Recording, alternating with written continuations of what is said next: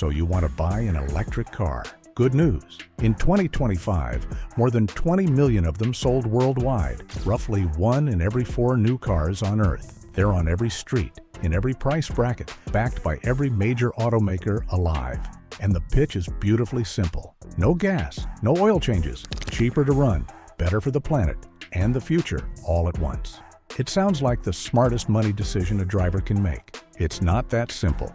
Here's the number nobody puts on the window sticker. The average new EV in America loses around 58% of its value in its first 5 years. Some models lose more than that in barely 2.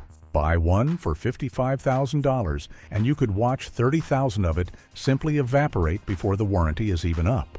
And that's not even the number that should scare you, because sitting under the floor of every EV is a single component that can, on the wrong car, cost more to replace than the entire vehicle is worth. A bill that follows the car, not the person who sold it to you. By the end of this video, you'll know exactly which one you're looking at, where an EV genuinely saves you money, where it quietly takes it back, and the 1 5-minute check that tells you whether a used electric car is a steal or a $20,000 trap. Because the difference comes down to details the salesman has no reason to explain. Let's start with what it actually costs to get in. The sticker price is the first shock. As of early 2026, the average new EV in the United States sells for around $55,000, roughly $6,000 to $7,000 more than the average new gas car. Batteries are expensive to build, and that cost lands on you at the dealership. And here's the part that just changed the entire math. For years, the federal government softened that price gap with a tax credit worth up to $7,500 on a new EV. That credit expired at the end of September 2025. Gone. For most buyers, that $7,500 cushion that used to make the numbers work simply isn't there anymore. Some states still offer their own smaller rebates, and there are still limited credits floating around on certain used EVs. But the big, reliable federal discount that anchored the whole EV value pitch is over, which means the sticker price you see today is much closer to the price you actually pay. And any old advice you've heard about EV savings that leaned on that $7,500 is now out of date. Building your math around an incentive that no longer exists is the first mistake buyers make in 2026. Then there's the thing you'll need at home. To get the cheap charging an EV is famous for, you really want a level 2 charger in your garage. The unit itself runs a few hundred to over $1,000, and installation, running the right electrical line from your panel, can run anywhere from $500 to well over $2,000. More if your home's wiring needs upgrading. Call it on average somewhere between $1,000 and $4,000 all in before you've driven a single electric mile. Renters and apartment dwellers, this is where the entire cheap charging promise can quietly fall apart, and we'll come back to that. And there's the tire question people never see coming. EVs are heavy. That battery pack adds hundreds of pounds, and they make instant torque, which chews through tires noticeably faster than a gas car. Some owners find themselves replacing tires thousands of miles sooner than they expected, and on many EVs, those are larger, more expensive tires to begin with. It's a small line item next to the sticker price, but it's a recurring one, and it quietly offsets a slice of the maintenance savings. So before anything else, you're often paying more upfront than a comparable gas car, plus the cost of building your own fuel station in your garage, plus tires that wear faster once you're rolling. Now let's talk about where you get it back, because the running costs are where the EV story genuinely shines, and this part is real. Start with fuel. Charging an EV at home on a normal residential electricity rate costs the equivalent of paying well under $2 a gallon, sometimes closer to $1, depending on your local power price. The average American driver spends somewhere around $1,500 to $2,000 a year on gasoline.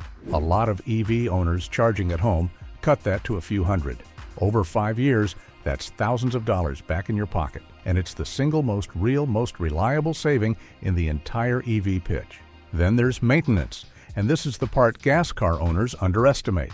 An electric motor has a tiny fraction of the moving parts of a combustion engine. No oil changes, no spark plugs, no timing belts, no exhaust system, no fuel injectors, no transmission in the traditional sense.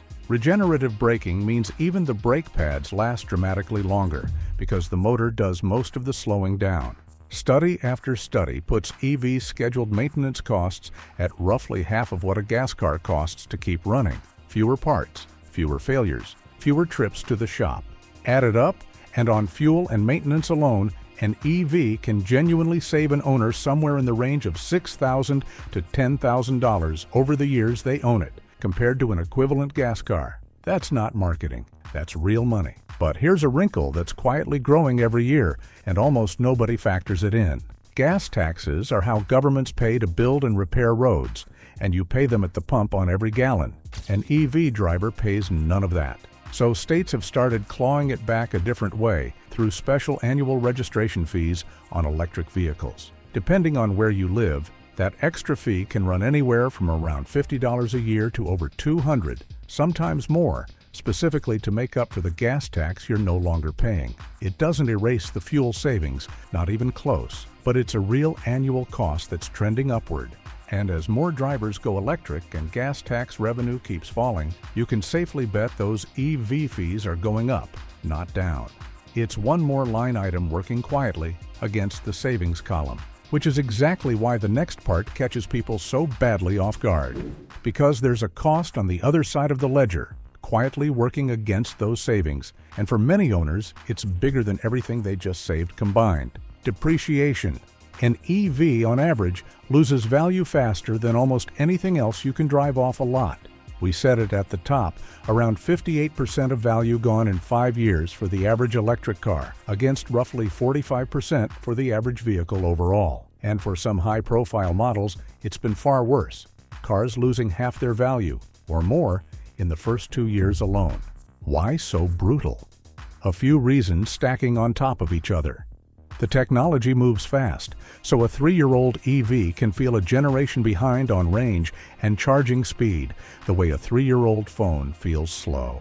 A massive wave of 3-year lease returns from the EV boom years is flooding the used market right now, and more supply means lower prices.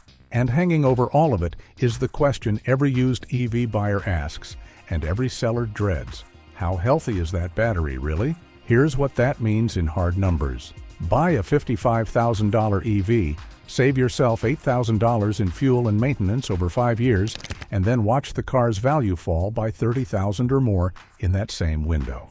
The savings were real. They just got swallowed whole by the depreciation. This is the single most important number in EV economics, and it's the one number almost nobody runs before they buy.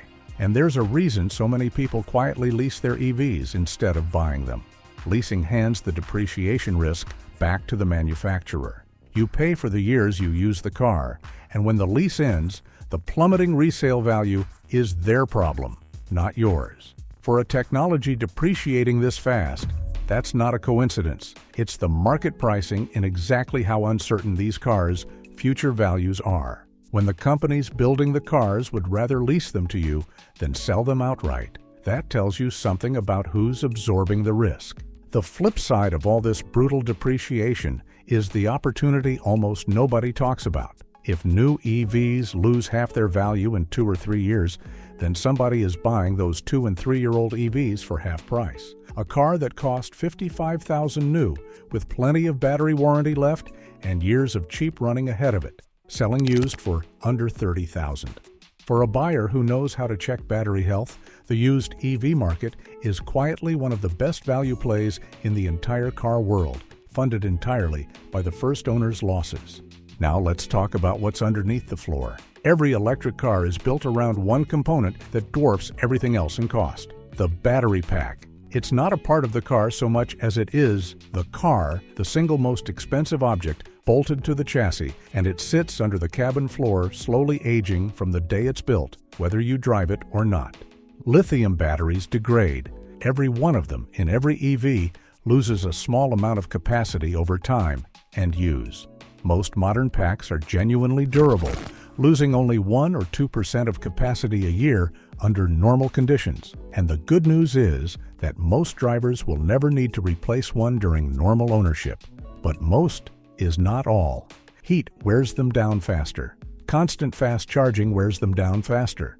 And once a pack degrades far enough or fails outside of warranty, you run into the number that defines the entire risk of EV ownership. A replacement battery pack can cost anywhere from $5,000 on the low end to well over $20,000, and on some models, north of $30,000. On an older EV that might only be worth $12,000 or $15,000 on the used market, a failed battery is a financial write-off. The repair costs more than the car. The vehicle is, in the language of the insurance industry, totaled by its own most important part. Now there is good news on the horizon here. Battery cell prices have been falling hard, dropping to roughly $100 per kilowatt hour, and analysts expect replacement costs to keep coming down.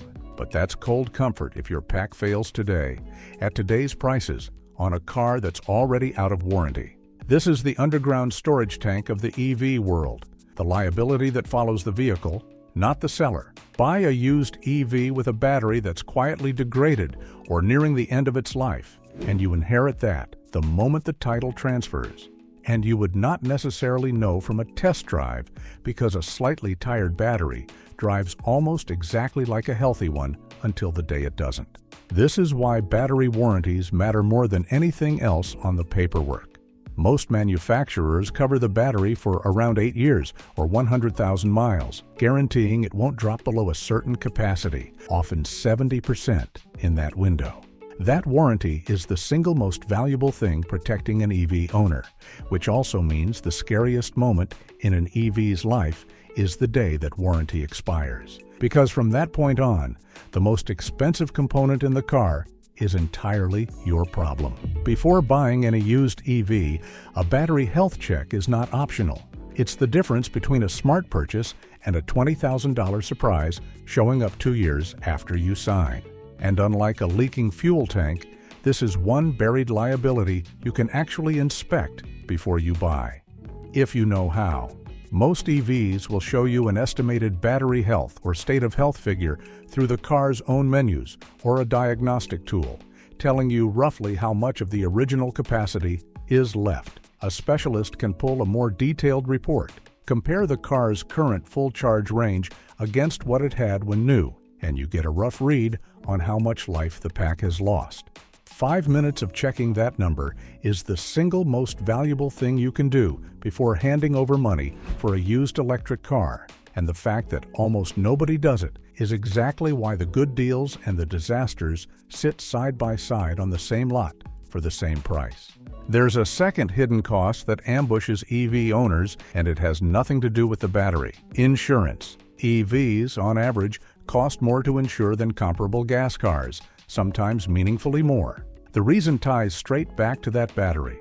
When an EV is in even a moderate crash, damage anywhere near the battery pack can force insurers to write the whole car off because inspecting and certifying a damaged pack as safe is difficult and expensive. Higher repair costs, higher total loss rates, and specialized parts all flow into a higher premium. It's a real line item, and it quietly eats into the fuel savings month after month. Then there's the charging reality that the home charging dream skips over. Everything we said about cheap fuel assumes you can plug in at home overnight. If you can't, if you rent, park on the street, or live somewhere without a driveway, you're relying on public charging. And public DC fast charging is a completely different economic animal. At many fast chargers, the cost per mile can climb close to, and sometimes past, what you'd pay for gasoline. Lean on fast charging for most of your miles, and the single biggest EV saving, cheap fuel, can shrink to almost nothing, while you wear your battery down faster at the same time. The EV math that works beautifully for a suburban homeowner with a garage can quietly fall apart for a city apartment renter. So here's the existential question sitting underneath every EV purchase right now. The savings on fuel and maintenance are absolutely real, thousands of dollars, year after year. But they are constantly racing against depreciation that runs faster than any gas car, an insurance premium that runs higher, a charging cost that depends entirely on where you sleep at night, and a battery liability that sits under the floor waiting for the warranty to run out. Get those factors on your side, own the car long enough to bank the fuel savings, charge at home, buy a model that holds its value, Keep the battery healthy, and an EV can be genuinely, substantially cheaper than a gas car over its life. Get them against you, buy the wrong model, sell it too soon, depend on fast charging, and it can cost you far more than the gas car you were trying to escape. And the market is sorting this out in real time.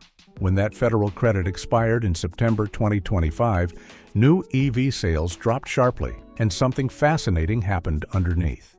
Most brands had to cut prices to make up for the lost credit, which dragged their used values down further. But used Teslas actually went up in price because Tesla buyers were less dependent on the credit and the supply of certain models tightened.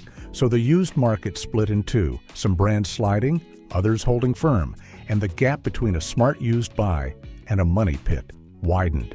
Here's where that leaves a buyer in 2026. The average used EV now sells for around $34,000, only about $1,000 more than a comparable used gas car, and a huge share of used EVs are now going for under $25,000. A 3-year-old electric car that's stickered at $55,000 new, with years of warranty left and cheap running ahead of it, for the price of a basic economy car. The used EV market, where the depreciation is brutal for the first owner, has quietly become one of the best deals in all of car buying for anyone who knows how to check a battery, and one of the worst traps for anyone who doesn't. The electric car is not a scam, and it's not a miracle. It's a genuinely different economic machine from the gas car it's replacing, with the savings moved to different places and the risks buried in places most buyers never think to look. The fuel is cheap, the maintenance is cheap, the depreciation is savage. The battery is a liability that follows the car. And whether an EV is the smartest money you ever spent on a vehicle or the most expensive mistake comes down to how well you understood all of that before you signed, and not one day after. The cheap fuel keeps the promise. The depreciation breaks it. The battery under the floor keeps the risk. You decide.